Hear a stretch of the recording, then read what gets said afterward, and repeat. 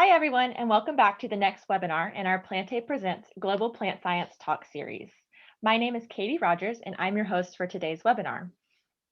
This webinar series is brought to you today by Plantae, the open online community for plant scientists powered by the American Society of Plant Biologists. I would like to give a special thank you to all of our ASPB members who are attending today. Your ASPB membership dues help support and make these webinars possible. For any of you who have not yet joined ASPB, you can join today and use the discount code PRESENTS10 to receive a 10% discount on registration. ASPB members get early access to these seminars. You can learn more about ASPB and the opportunities we provide at aspb.org. So far, we've held 26 Plantae Presents events in this series. If you haven't already done so, do check out our archive to watch all of the previous talks in this series. You can find information about each event on our Plantae.org blog and subscribe to our Plantae YouTube channel to get notifications when new recordings are posted. We have more events lined up through April. Visit plantae.org/education/Plantae Presents to register for them all. Next week, we will be joined by Eric and Caroline, who will share their research about phylogenomic analysis and wheat evolution. If you need to leave this webinar early, know that a recording of this webinar will be made available within a few days. Today, we have 4 panelists joining us, actually 5 panelists with 4 talks. Each of their talks will each be 7 minutes, followed by 5 minutes for questions. At the end of today's session, all of our panelists will join together for a Q&A section. As you listen to each talk today, add questions for our panelists in the Zoom question and answer Q&A section. Questions that are specifically for our panelists should be shared here within the Q&A section to make them easier to navigate. You'll also notice that there's a chat area open. This section for you is to introduce yourselves, say where you're from, connect with your colleagues, and let us know if you have any technical issues. All right. So it looks like Gita has been able to join, which is great. I'm going to hand it over to our moderator now, Gita Yadav. Gita is a lecturer in the Department of Plant Sciences at the University of Cambridge. And she's also a scientist at the National Institute of Plant Genome Research in New Delhi. She'll be introducing our speakers and collecting your questions. Thank you, Gita. Thank you, Katie. I take this opportunity to welcome all our viewers to the second episode of our series on specialized metabolites. Today, we will focus on metabolites and plant defense. Those of you who joined us last week for the first episode are already aware of our discussions on the fascinating phytochemical landscape all around us and how all of life is complex chemistry in a semi-permeable bag.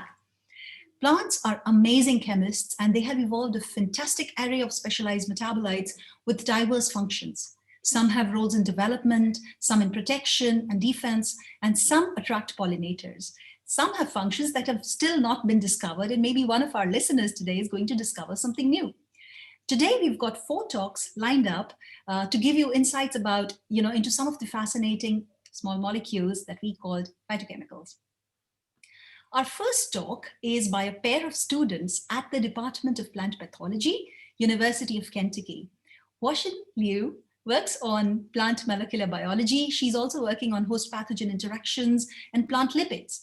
The other speaker, the other student today is Tatsushi Kurokawa. He works on the movement of chemical signals that regulate plant systemic immunity. So as a background, what happens in plants is that local induction of immunity upon infection often triggers resistance to subsequent pathogen attacks in distal tissues. This phenomenon is called systemic acquired resistance, or SAR. And Liu and Tatsushi today will jointly tell us about the Pipecolic acid-mediated signaling in plants. Without further delay, Katie, take it away. The topic is Pipecolic acid-mediated signaling in plants. So today, 2 of us are going to describe some of the recent works done in our lab. So we work on systemic acquired resistance. I'd like to first explain what SAR is and what different components involved in SAR.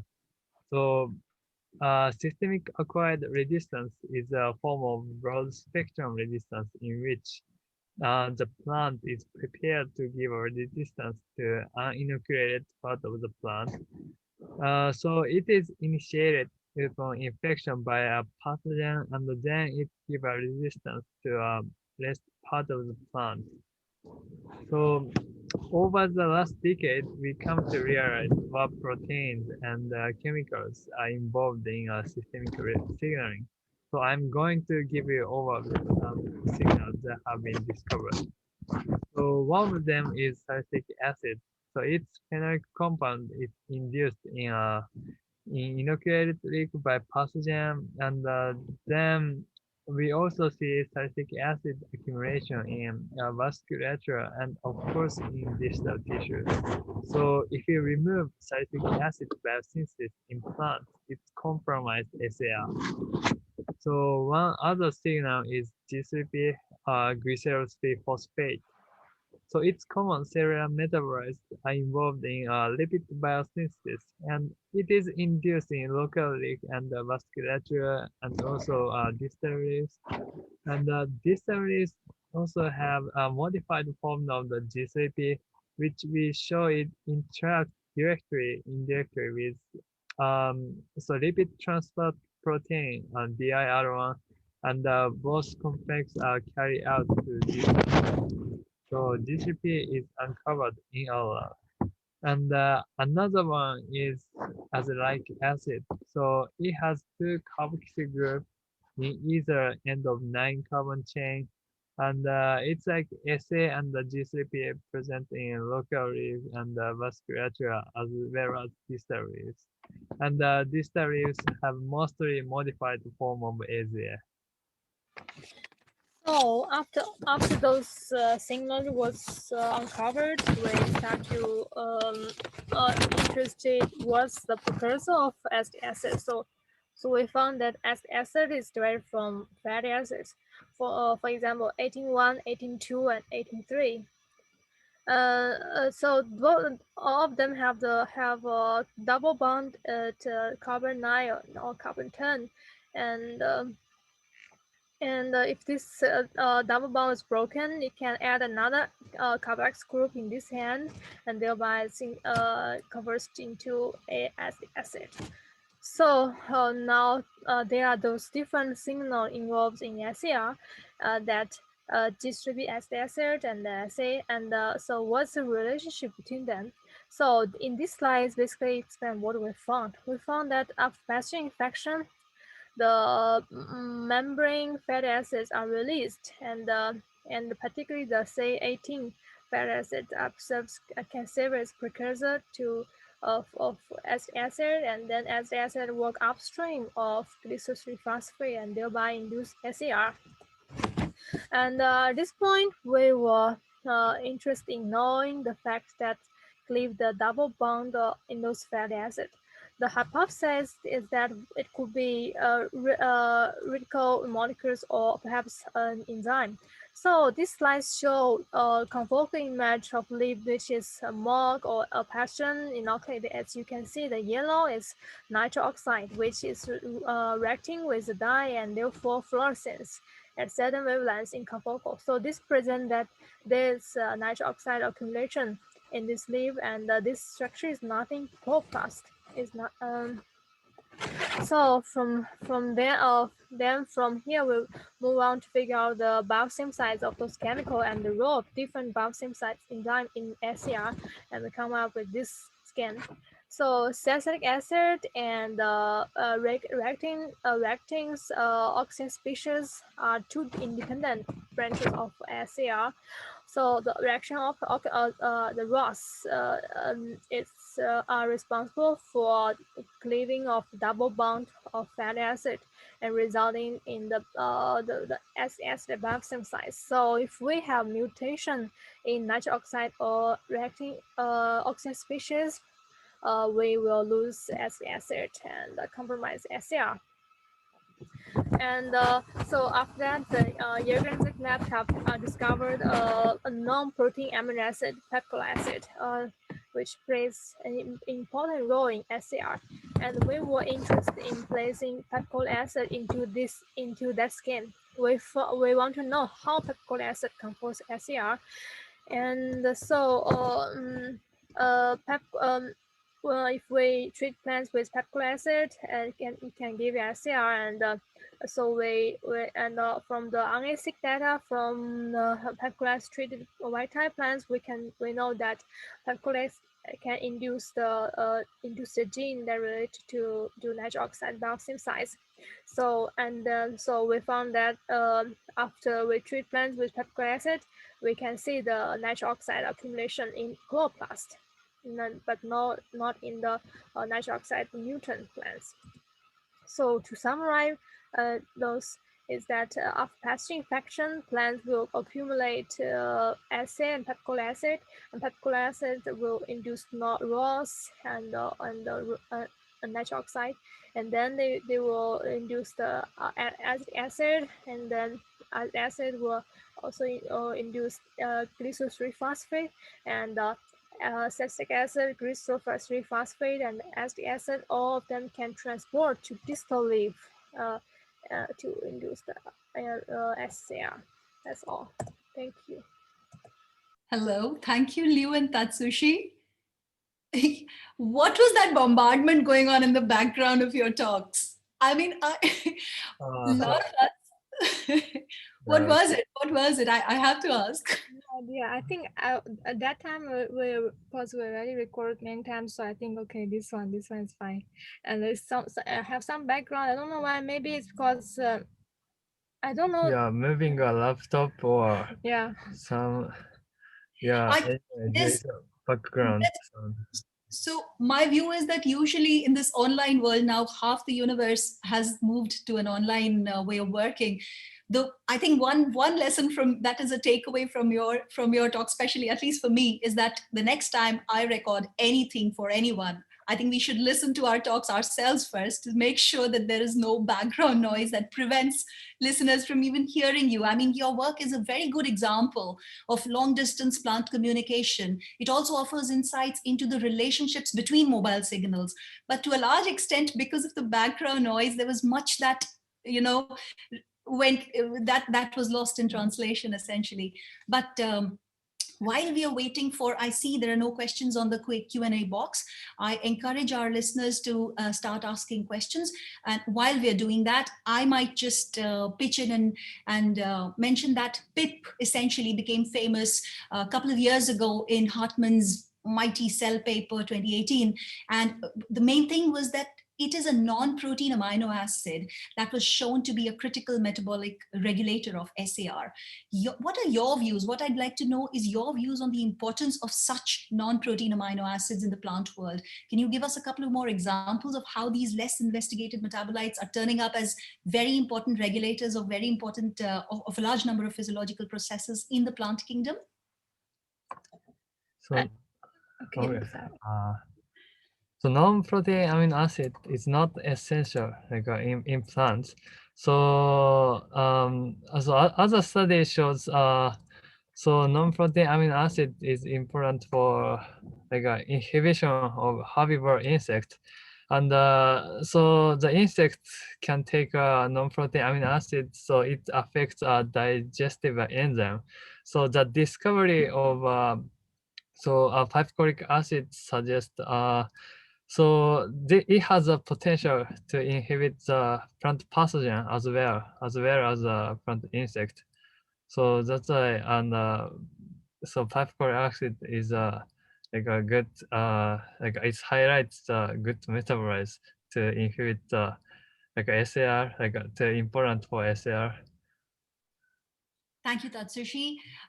In your talk, during your presentation, Huazhen, I think it was you who mentioned that you looked at RNA-seq data of the wild-type plants and you found some links there. But in your slides, I tried paying attention even greater time this time. I did not see any RNA-seq data or results from any transcriptomic analyses. Can you shed some more light on what you're doing in that direction and what kind of RNA-seq you're looking at, and what questions you're trying to answer with this data set? Yeah, so at that time because we have limit time, so we only present the data that was most very important in this presentation, and why we do that only because we want to after Pipecolic is discovered, we want to put the signal into the network of SAR. So so after we did RNA-seq, we found that Pip can induce the NOR1 gene expression. So NOR1 is gene that can biosynthesis of nitric oxide, and also induce another gene related to the ROS. So and ROS and nitric oxide, reactions oxygen species and nitric oxide, they function a group feedback. So they regulate it, they regulate it each another. So the pipecolic acid treatment does not affect the PR genes. So PR gene is a marker of salicylic acid genes. So which suggests PA it's another branch. The PA is another branch of SA branch. Understand. I see. Thank you very much, both of you. Ideally, identification of, as you mentioned, identification of the conversion of pipecolic acid to different mobile signals through ROS or NO, as you have mentioned, it could provide plant breeders in the long run for, with new markers in genetically and metabolically guided screens for crop disease resistance against a broad spectrum of pathogens. And this eventually, we hope, would pave the way for improved genetic engineering of resilient agricultural strains. My last question to you is about what is the greatest bottleneck that you have faced in your research, and how do you think it could be resolved, or what is the greatest bottleneck you are facing right now that you wish would be resolved? I think the what we're facing present is COVID. Yes. And right. yeah, and I think because we in our lab we do a lot of metabolites analytes, so we will need to extract sample. So we want to detect the interesting chemical that maybe function in the defense. So we need to many times we need to develop protocols so we can detect those chemicals. So that's one thing, and another aspect is that we need to have a more sensitive and better machine. For example, more LCMS, so we can detect the chemical that we cannot detect by GCMS. Yes, for large molecular weight compounds, that's extremely important. And the pandemic, as you rightly got me there, is the major bottleneck for everybody. Are you also locked out of your labs, as a lot of research students are all over Cambridge? At least it's a terrible situation right now. But I think if you've, as you said, if you've got your RNA-seq data, you could really spend some time, even at home remotely, you could spend time looking at the transcriptome and looking at the comparisons and trying to understand what trade-offs the plant has in pipecolic acid signaling and the SAR. So with that, we'd like to move on to our second panelist. Speaking of trade-offs, our second panelist today is Dr. Ian Major.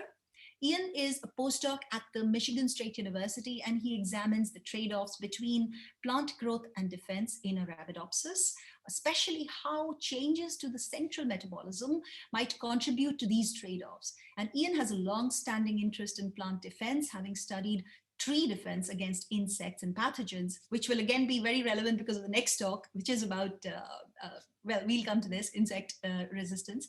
So Ian has studied tree defense in his PhD at the University of Victoria. And later, he was a postdoc at the Laurentian Forestry Center in Quebec. Today, Ian will talk to us about global restraint of specialized metabolism by the JAZ-MYC signaling module. My name is Ian Major. I'm a postdoc in Greg Howe's lab at Michigan State University. My research interests include studying the mechanisms of growth defense trade-offs in plants, and here I am presenting our work investigating the restraint of specialized metabolism by the JAZ-MYC module of the JAZ-MYC signaling pathway. This figure from our recent review illustrates the interconnectivity of metabolic pathways between primary and specialized metabolism.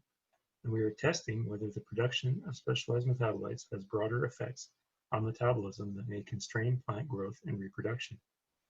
Plant specialized metabolites are chemically diverse and are distributed across the plant kingdom. These examples illustrate the diverse metabolic precursors needed for specialized metabolism, as shown here. As I alluded to earlier, the production of diverse specialized metabolites is predicted to be costly. The clue to these costs is that many defenses are under repression and only accumulate to high levels after stress. In this simplified scenario, the stress signal alleviates the repression, allowing the plant to produce the metabolites. Many specialized metabolites are controlled by the plant hormone jasmonate. At low levels of the hormone, the JAZ repressors accumulate and repress or target transcription factors. Signals from development or stress cues trigger the accumulation of the hormone and formation of a receptor complex that targets the JAZ repressors for degradation via the 26S proteasome. De-repressed transcription factors are then available to trigger JA responses, including the accumulation of specialized metabolites and reduced growth and reproduction, which I've shown here as associated processes.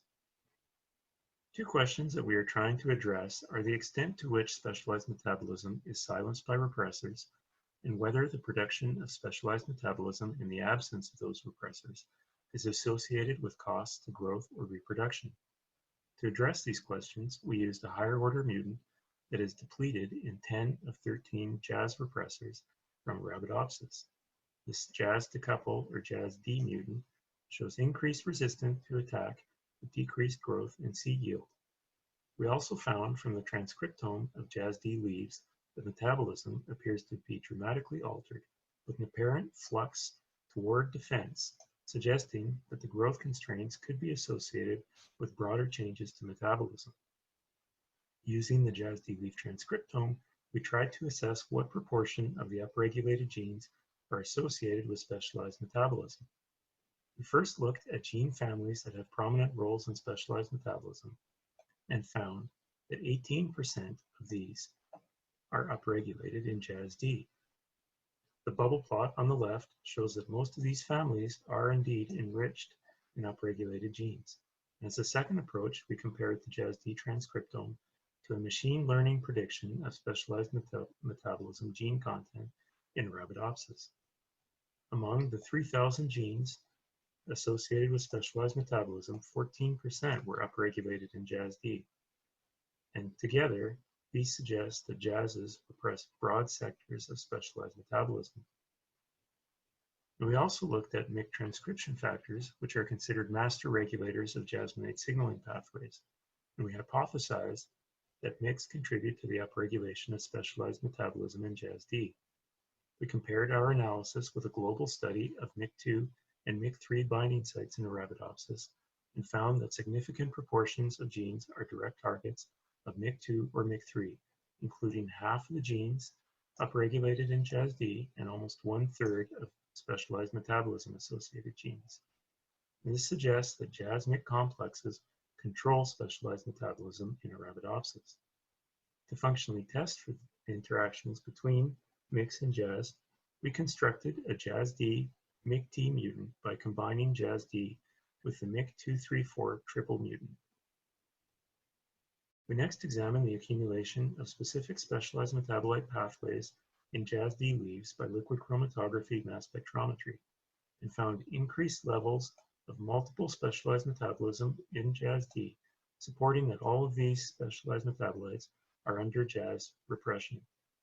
And furthermore, the MYCs appear to at least be partially responsible for several of these specialized metabolites accumulating in JAZ-D.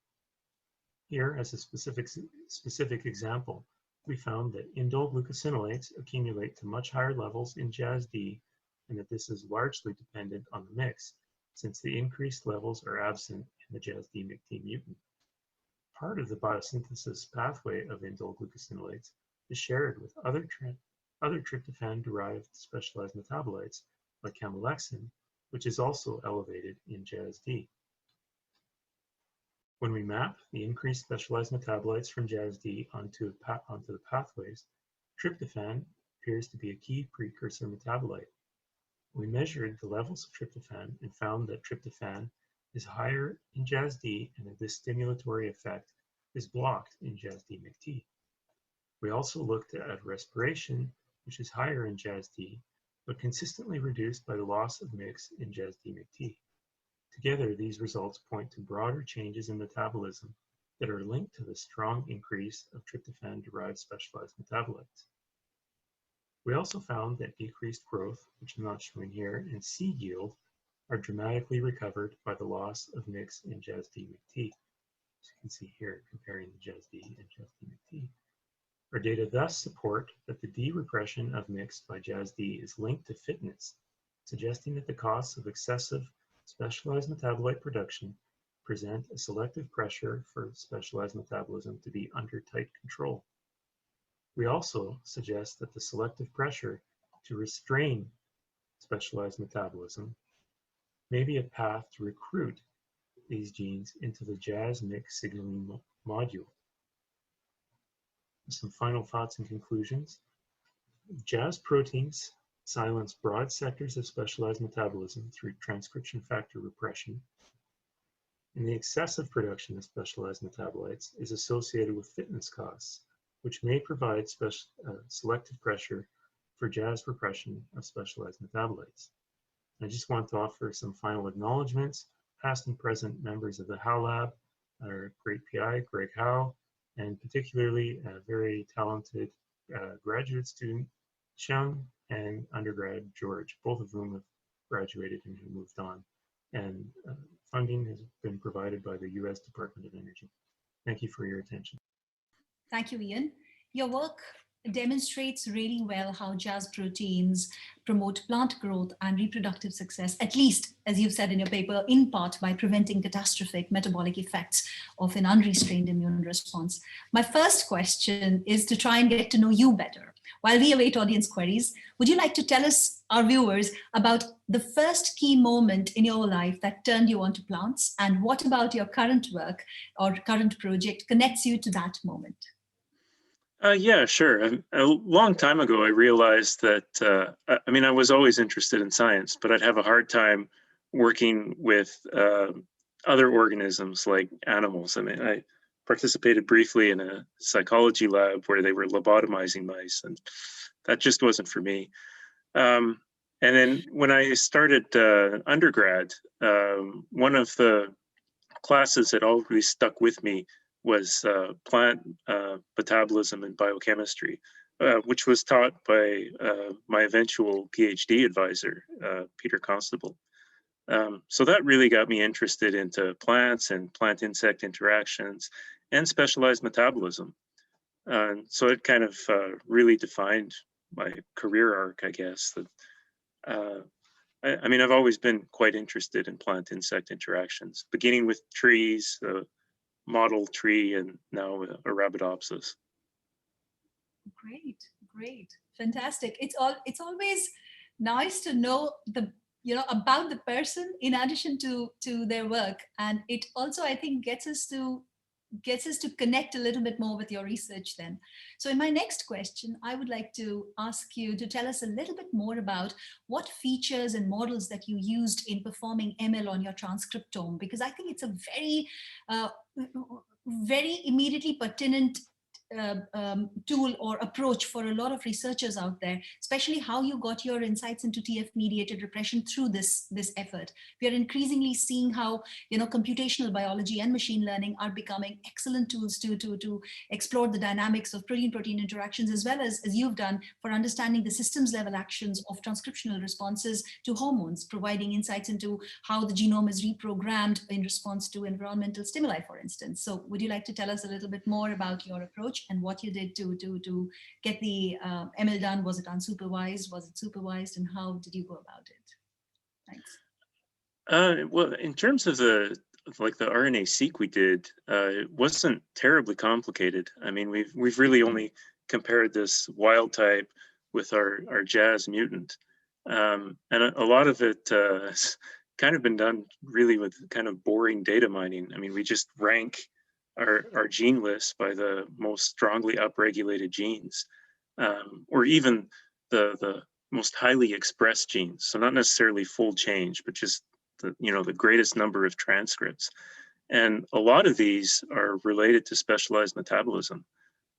In fact, I kind of didn't really mention it in the talk, but like defensins, some of these defense-associated proteins are expressed what looks like almost as high as photosynthesis-associated genes. So, I mean, some of these signals just really, really jump out strongly to us.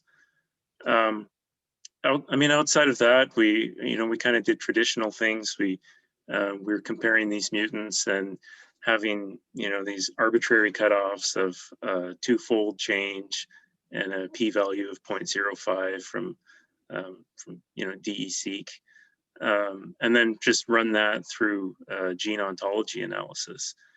And I think a lot of that is also quite telling. I mean, there's lots of these metabolic pathways that seem to come up. I think working with Arabidopsis helps a lot with a lot of these tools, just because so much is really well known in Arabidopsis. I mean, I remember working with poplar. This was always a struggle. I mean, we just always tried to compare directly to Arabidopsis. I'm sure. But yeah, everything seems to be a lot easier with Arabidopsis. No, absolutely. I completely agree with you. Being the model plant and with the largest amount of omics data, at least available for Arabidopsis, it's just the right place for you to, you've looked at just the expression values. I hadn't anticipated that. So quite a lot of people, as you rightly said, look at the co-expressions of genes of interest and transcription factors with other genes that they may be regulating or targeting in other ways. In addition, there's the fold change method of looking at things. And we're looking at, in my lab, we're completely trying to do an unsupervised learning on these expression data sets to find out even more intricate patterns that may not be just immediately visible from gene expression data alone. And that's why my question. So anyway, we do have questions, quite a few questions to you from the Q&A box from our audience. I'll ask you just one now in the interest of time, and in the end, we will have more time and then I'll ask you more questions. The first question is by Johan Jonish, and he's asking, do you see altered thylakoid membrane lipid content in the JAZ-D mutants? Yeah, so that's a very good question. And we are kind of working in this direction. There's a graduate student in the lab right now who's sort of working on this, and we have done TEM of JAZ-D, and it doesn't really seem like there's anything terribly obvious. One of the things we were really interested in, and actually one of the reasons I came to MSU, was to try to figure out how jasmonate affects photosynthesis. And photosynthesis itself does not really seem to be strongly changed in this JAZ-D mutant, measured on a per leaf area basis. So it doesn't really seem like there's any strong indications that the thylakoids are changing. But one thing that we are working on is we can treat these with coronitine, which is an analog for JA. And essentially that's getting rid of all of the remaining JAZ repressors in the system. And then we get really fast sclerosis and necrosis of the leaf. So we're trying to figure out what's happening in that case. So those are kind of the directions we're going now in terms of what might be happening to the thylakoid and the cell. And yeah, the hints were kind of, or the hypothesis we have is that by removing the last remaining JAZs, you're turning on specialized metabolism maybe so hard that the plant is just kind of like digesting itself to try to get all of these metabolites to satisfy demand for specialized metabolism. I hope that answers your question. Very good talk. And if there are follow-up questions, I will be putting them to you at the end of this panel, rest assured. With that, we'd like to move on to our next speaker, Dr. Anuradha Singh. Anuradha is currently a postdoctoral fellow at the Ben Gurion University in Israel, and she aims to understand the molecular mechanisms activated in response to aphid attack. She's using the wild Emmer wheat panel for variation in physical barriers and chemical defenses, combining GWAS with insect behavior analysis. Her PhD was at Nabi Mohali in India, where she worked on gene discovery for good processing quality of wheat, after which she was a postdoc at the National Institute of Plant Genome Research, New Delhi, exploring source sink partitioning in my colleague Ashish's lab. All right, Anuradha, let's see what you're doing these days. Hello everyone, welcome to my presentation. I am Anuradha, postdoctoral fellow at the Ben Gurion University of Negev, Israel. First, I would like to thank Plantae for organizing the virtual seminar series on specialized metabolites, medicine, flavor defense, and more. On this occasion, I would like to talk about the effectiveness of plant physical and the chemical defense response against aphid attack.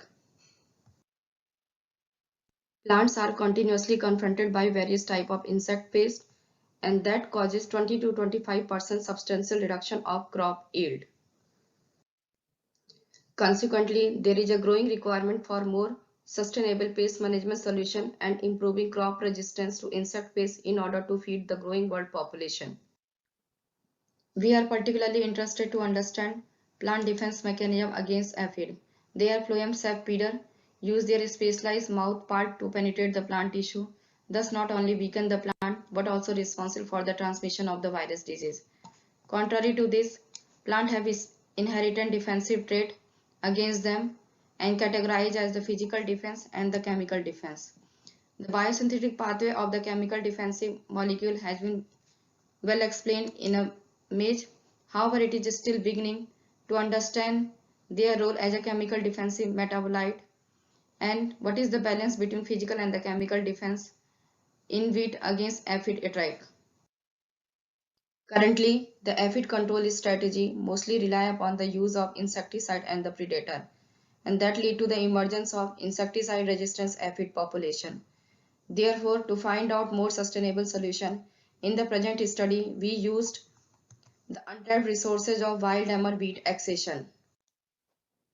It was hypothesized that the wild relatives of modern crop are adapted to broader range of biotic stress and thus contain many resistant traits to herbivory pest, while cultivated bred has been continuously bred for higher yield and lot of resistant trait has been lost due to the genetic bottleneck effect of domestication.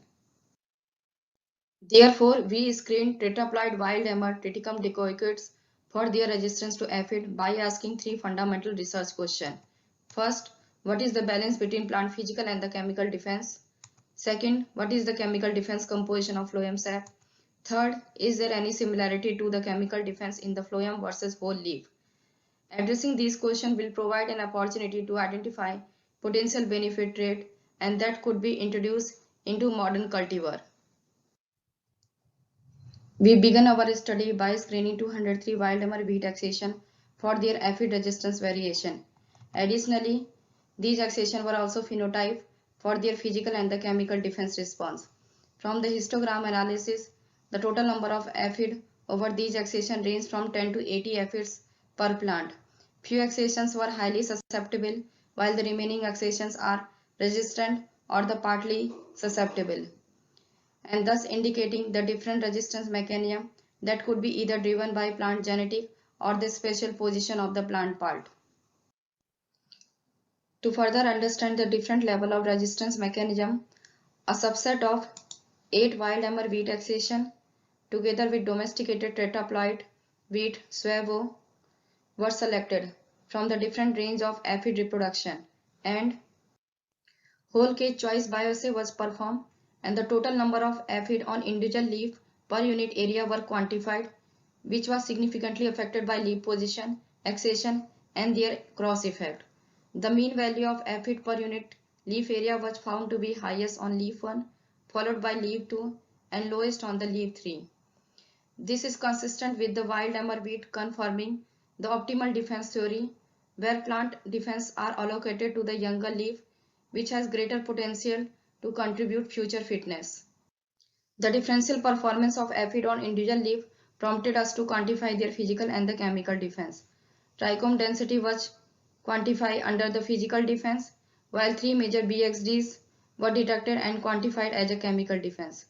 Under the constitutive condition, trichome density were more allocated to the youngest leaf, while chemical defense were found to be highest in the mature leaf.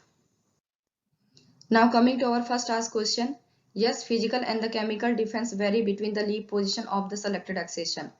However, when we project the combined data with their aphid bioacid data for PC analysis, the effect of the leaf positions were minimized and data were partitioned according to their accession.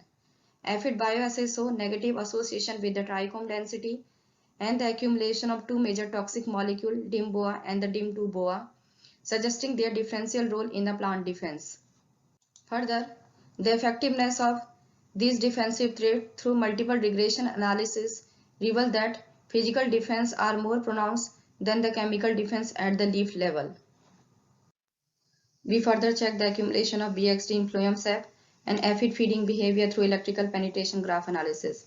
Further, the projection of the data clearly indicate that aphids showed negative association with trichome and HDIM-BOA GLC, and they spent longer time during the first probing page. This was consistent with their allocation of the physical defense. In contrast, aphids spent longer time during phloem feeding phase and showed positive association with the DIM-BOA, and thus suggesting the differential role of the DIM-BOA other than protecting the plant against aphid attack at the phloem level, which require further investigation. Our next step is identifying molecular marker and the gene involved in the defense mechanism, as we already phenotype wild wheat accession for their physical and the chemical defense response. And now we applied genome-wide association studies to identify the candidate SNPs associated with plant defense response. Several putative candidate genes has been identified which need further validation across the wild wheat accession. I would like to thank everyone and thank you for listening to the presentation. Thank you, Anuradha. I think to a large extent, I wonder if you can, if I can switch on my video, it should be working. All right, anyway, so what I was saying was thank you very much, Anuradha. I've really enjoyed your talk at a very personal level. You know, I often ask panelists the same question: what was that first moment that connected you to plants? And in my own case, the first moment that ever connected me to plants myself, my eureka moment was during college when I was reading about aphids and their intricate phloem feeding machinery. So your talk really, I've loved it so much because you're truly doing the research that I had. You know, when I was a student, I was thinking if someday I become an independent PI, this is something I should probably look up at and study. And you're doing just that, living my dream truly. So my question to you is, you know, aphids have long been known to feed from sieve tubes deep inside the long vascular conduits of angiosperm hosts that they have. Your work treats trichomes as physical defense, but honestly, could these frankly be real barriers for aphids? Instead, I would have thought that using the elaborate, you know, the stylet sensing and sealing mechanisms that plants have got, such as protein plugging, callose sensing, and so on, within their incredibly sensitive sieve element companion cell modules. So within phloem, these would be more effective physical deterrents to aphids, would they not? Rather than the trichomes on the outside. So how do you justify not using these features in your model, or have you taken into account and I was mistaken? Would you like to comment on that? I think you're unmuted. I mean, I think you're muted, Anuradha. Yeah. Now it's okay? Yes, perfectly. We can hear. Thanks. Thank you, Dr. Yadav. Yeah, I would like to mention that aphids are the phloem sap feeder. Yeah. To penetrate the plant tissue, to reach to the phloem sap, first the aphid have to cross the plant barrier, which is present outside of the plant surface. So the trichome are the first line, the trichomes are the epidermal appendages, which are providing the first line of defense to the plant. Once aphid successfully penetrate the plant tissue, then they will reach to the phloem sap, and that time plant has to induce their callus formation or the like the phloem protein and all, but it will be induced, so the induction will take time. Wherever like the presence of the trichome or the physical appendages like silica or like waxes, it is not induced like it is present constitutively across the plant system. So the defense by the plant surface, it is by the means of trichome, by the means of silica, it is at the constitutive level. and it is at the layer of first beginning layer.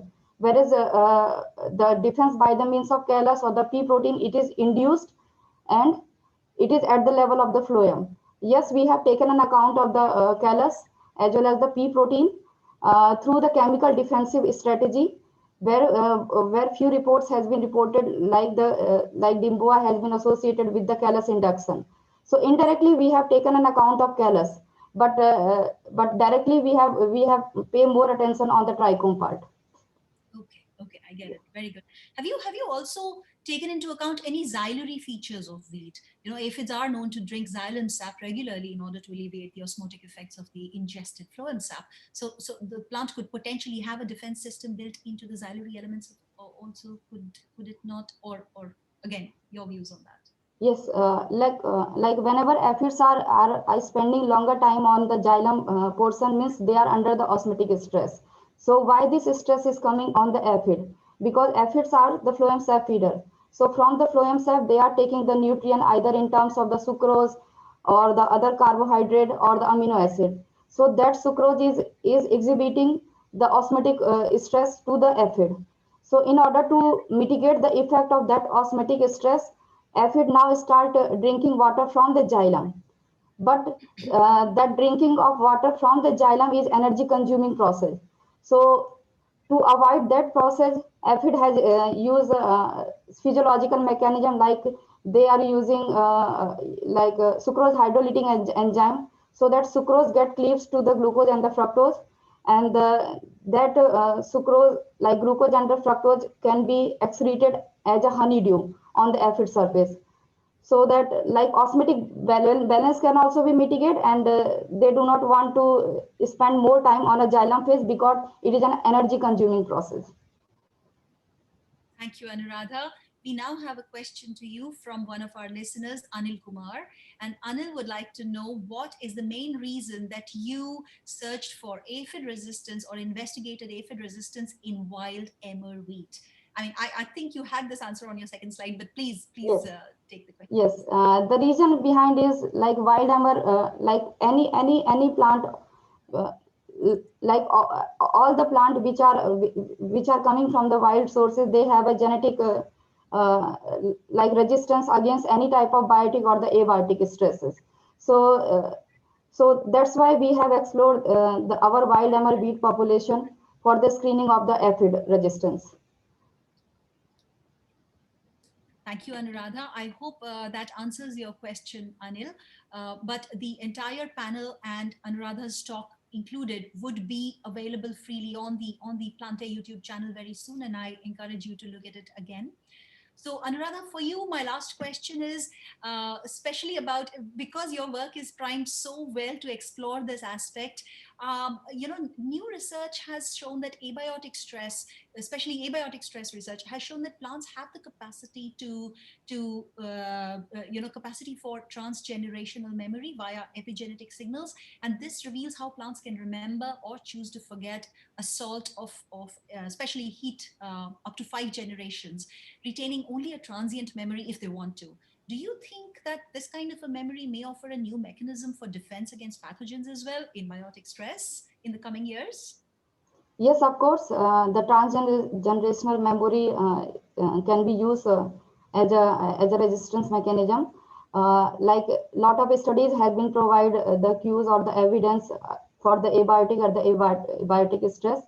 However, in context of the biotic stress, it is just the beginning of reviewing the literature or doing the research. In few years ago, a paper in Plant Physiology itself, they have shown the transgenerational memory effect in Arabidopsis when the plant was infested with the caterpillar. And that time, after infestation with the caterpillar, plant has accumulated the huge amount of the JAZ-MYC acid. And then that JAZ-MYC acid provide the defense to the plant into the next generation. So of course, this will, like transgenerational memory can be used as a valuable tool for the resistance mechanism. However, in my present study, since I am using the wild emmer wheat population, they are genetically distinct. So might be in that context, it is not useful for me, but for other plant species where the genetic background are the same, where we can explore definitely. Thank you, Anuradha. Very nice presentation. And once again, great Q&A with you. If there are more questions from the audience, I will put them to you at the end of the panel. Yes, thank you. Thank you.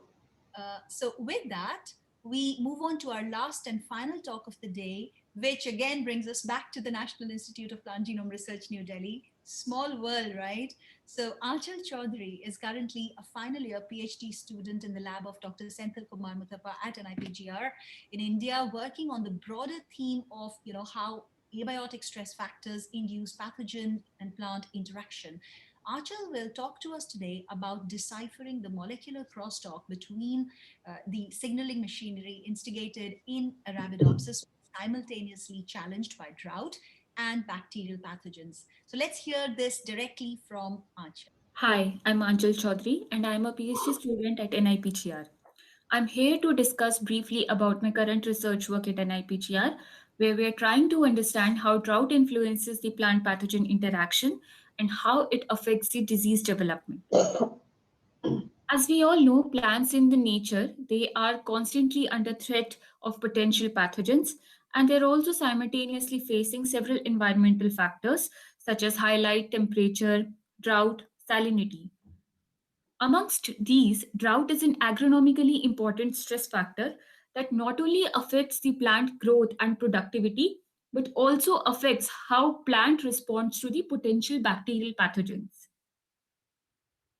In the field, plant frequently encounters water deficit conditions and they affect the plant's physiology as well as its defense machinery against the pathogens. The presence of drought also affects the survival, motility, virulence, and the colonization of the plant pathogens. And these factors can either reduce the plant diseases or they can either contribute in aggravating the plant diseases. This reduction or aggravation is further determined by the severity, duration, timing, and order of the occurrence of the drought stress. As you can see in this panel, the presence of drought, it has reduced the infection by the Ralstonia solaniferum, while the infection by Xylella fastidiosa, it has increased in the presence of drought stress. In our lab, we are trying to dissect this interaction using a well-established plant pathosystem, Arabidopsis thaliana and Pseudomonas syringae, and we are trying to understand how this interaction is influenced by the presence of drought. The major bottleneck that we faced in carrying out this study is the unavailability of an efficient platform for plant phenotyping. These are some of the routinely used methods that are used for infecting the plants. However, we found that despite their effectiveness, they were limited in their ability in studying both the pre as well as the post-invasive defense strategy of the plants against the bacterial pathogens. Some of them were mechanically damaging for the plant and required expertise, while others were overwhelmingly time-consuming, labor-intensive, and too cumbersome for carrying out high-throughput plant phenotyping screens. To address these concerns, we established a methodology for a simple, low-cost co-imposition of drought and bacterial stress on Arabidopsis thaliana plants. We used these small containers and we filled them with equal amount of soil and we grew the plant in well-watered conditions. Now, once the plants, they were 34-day old, a batch of well-watered plants, they were simply inverted and dipped into the bacterial suspension for infection. For drought stress, we stopped watering the plants when they were 30-day old and we allowed the drought to progress gradually.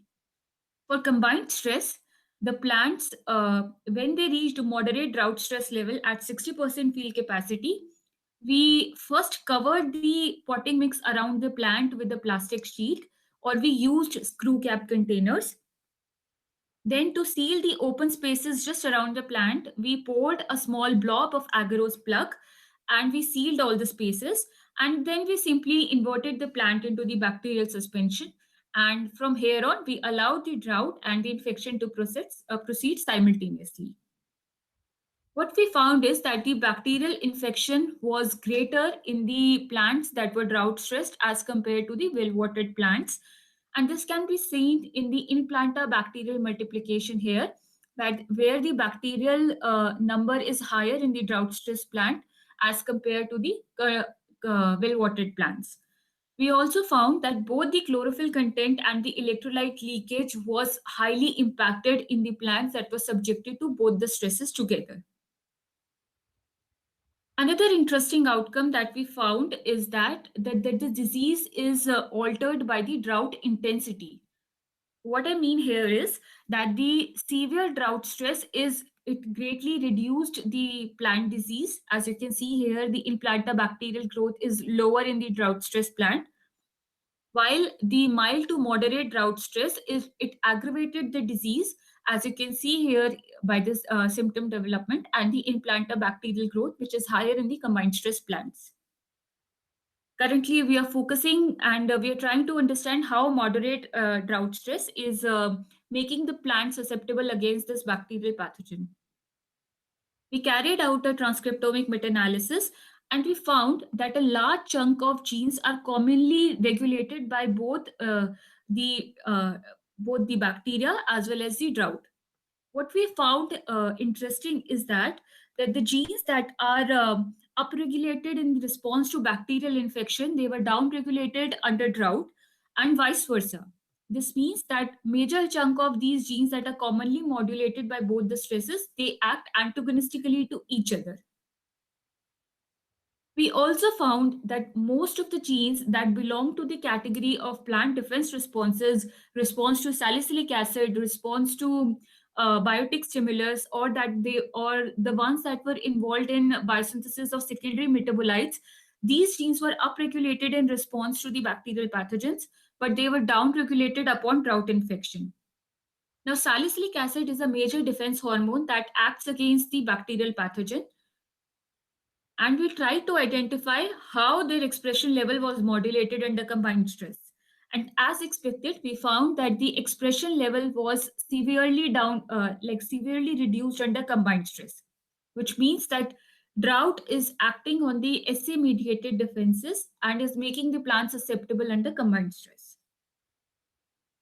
Currently, we are trying to identify the molecular components that are involved in this crosstalk between drought and defense signaling pathway. Another interesting thing that we found in our study is that the response to the single stresses and response to the combined stress, they are very distinct. Most of the single stress studies, they fail to account for these combined stress specific transcriptomic responses that can only be identified when we actually give actual combined stress. So currently we are trying to identify what are these molecular players and what role they could be playing under combined stress.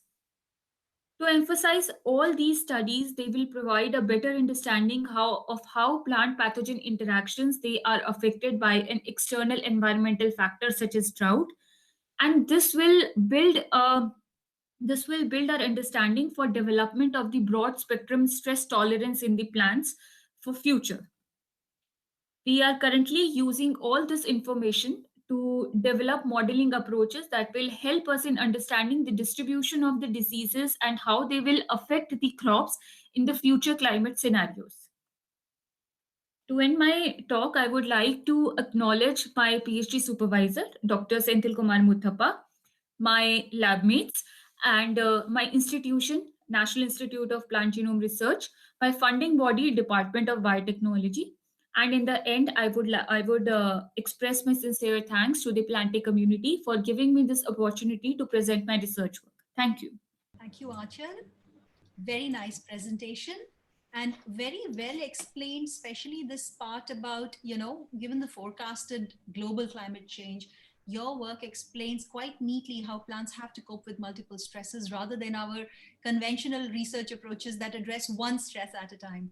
Most crops are faced with, as you have clearly explained, heat waves, drought, pathogens, all at the same time.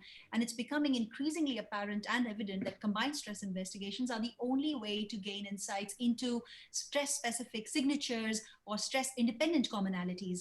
Did you find any such patterns in your work, in your study? Yes, ma'am. I did find that there were stress-specific signatures when we compared the transcriptome of the combined stress plants with that of the plants that were subjected to individual stresses. So it was very interesting to see that a substantial number of genes, they were exclusively modulated only under combined stress. And this was true for different combination. Like we tried with different type of host pathogen and non-host pathogen. We tried by changing the order of the drought stress, and every time we were getting a specific fingerprint in the, it's like it was a fingerprint of the combined stress transcriptome that we identified. So interestingly, we found that most of the genes, they belong to multi-gene families, and the members were behaving differentially under individual stresses and combined stress. So currently we are trying to identify if there's a pattern in here somewhere. And yeah, this is what is going on. Thank you, Aanchal.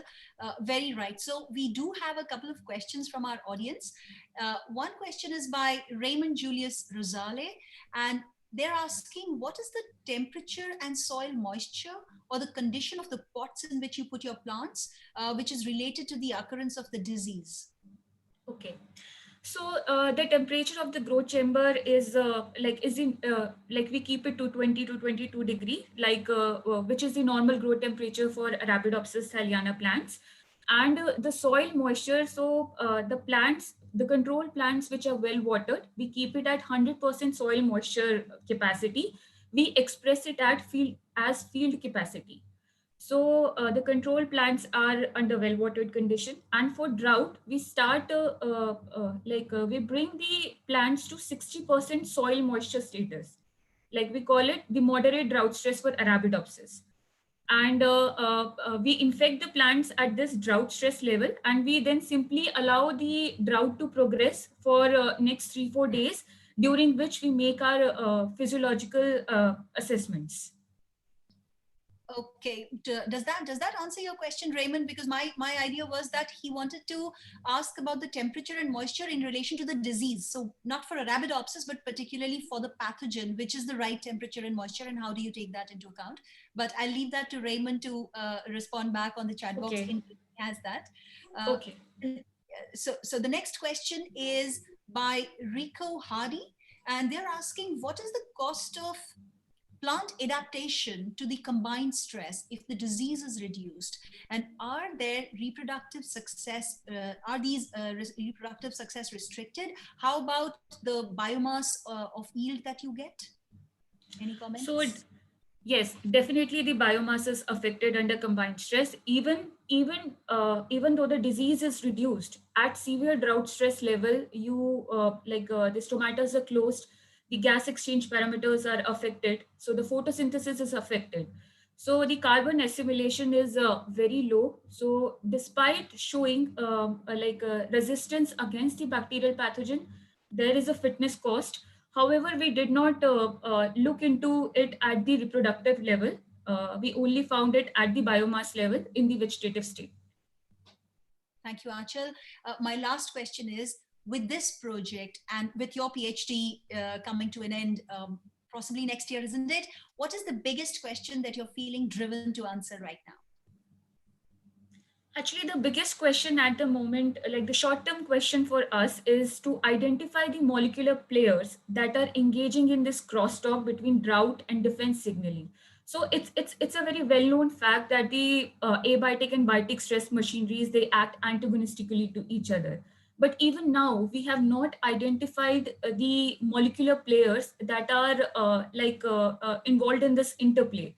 So current goal is to identify these partners, and we've already made some progress. We have identified that drought acts on 2 of the master transcription regulators of this defense pathway that activates not only the salicylic dependent responses, but salicylic acid independent responses.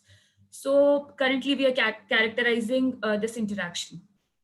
Okay, fantastic, fantastic. So I also remember that you mentioned in your talk, and this is completely not, it's not a question, just a comment. So in your talk, you said that you have the transcriptome of each stress independently and the combined stress together. So you have these sets that you're in a very, I usually consider this as a treasure trove of data, because if you now perform, if you listened to our last Plantae panel where Igor was talking about the weighted gene co-expression network analysis, if you perform the WGCNA on these 3 data sets, I think you can immediately see sets of genes which are responsible for each one independently, or the combined stress, also the negatively as well as positively regulating possibly IgG genes or hubs that are there. So this would be really a good way for you to address or look at your data that you've got just now.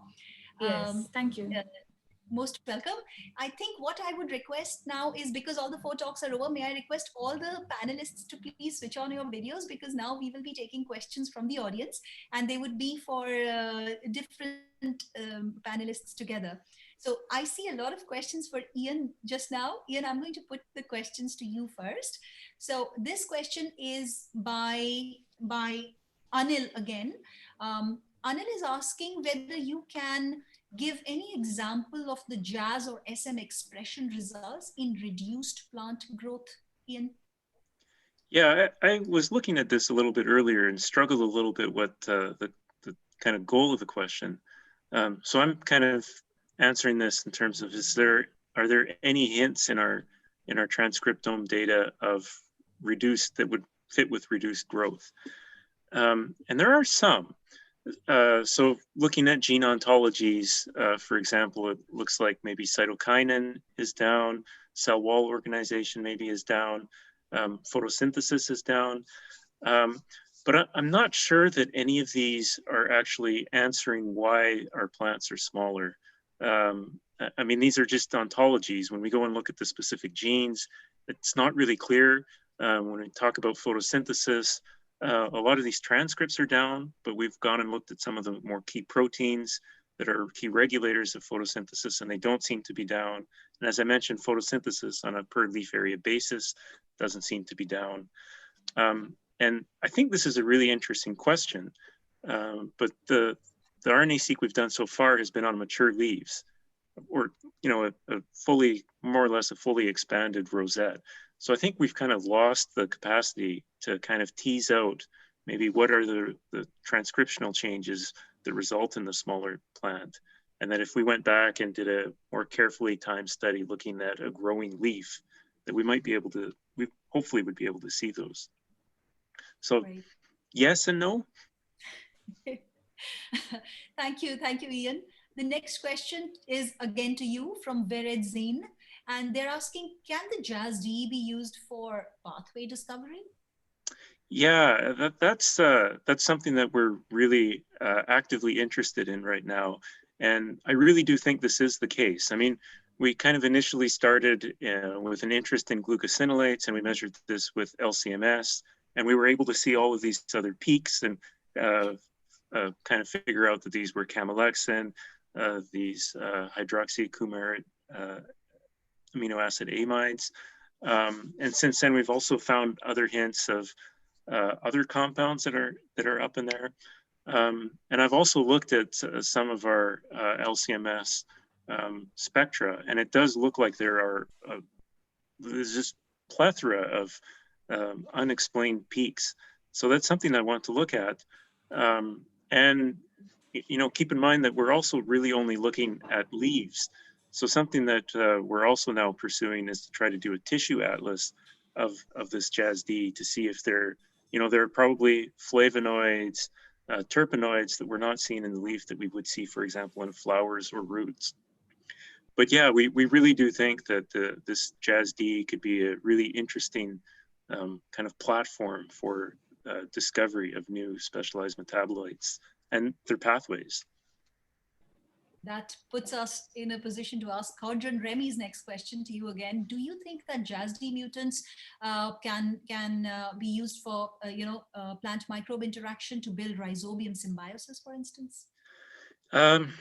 Yeah, that's also a great question, and So we were in a lab shared with Shengyang He at MSU.